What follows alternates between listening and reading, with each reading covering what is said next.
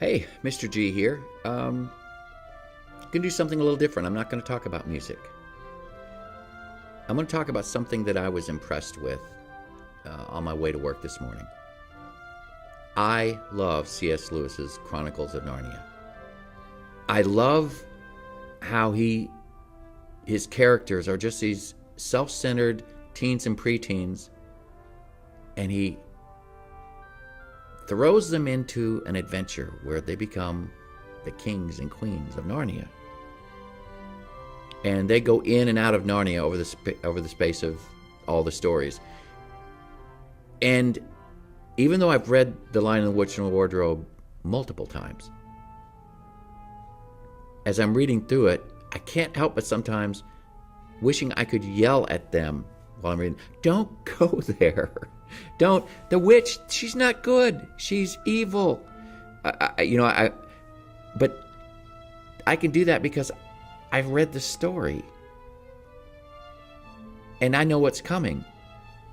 But the characters live that story one page at a time. They don't know what's coming.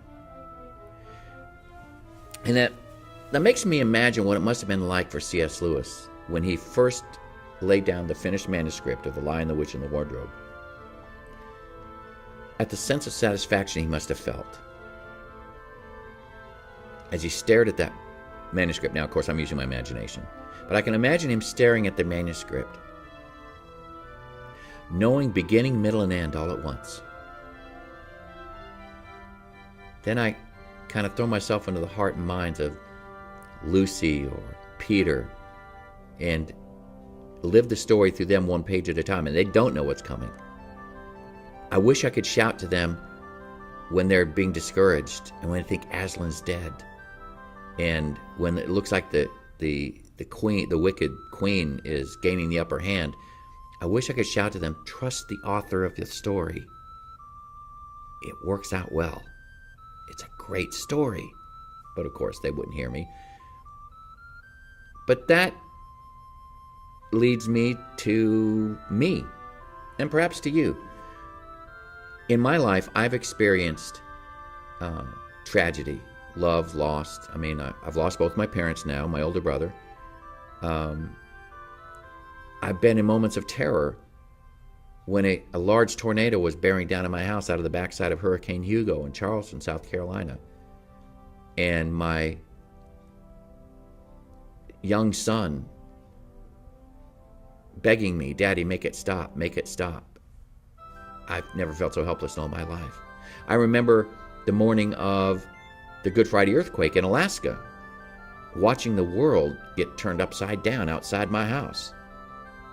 The earth looking like ocean waves, and telephone poles snapping back and forth. And I'm helpless.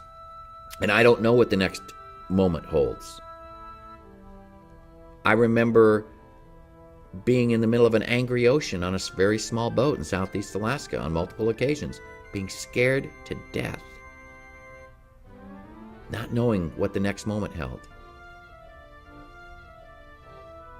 I wish I'd known then what I know now. That the author of my story has written a great story. And it ends well. I can trust the author of my story. Just like I wish I could get Peter or Lucy or Susan to trust the author of their story. If they could only know that things will turn out well, if they would just trust the author of their story. So that's kind of what's going on in my mind today, is that I'm in the middle of a story. And I look around me, and I like the story that I'm part of. And even when I get to parts of the story that I don't like, I can trust the author of my story because it's a good ending. How does it end? Well, it ends with me standing in front of the creator of the universe one day and hearing him say, well done, good and faithful servant.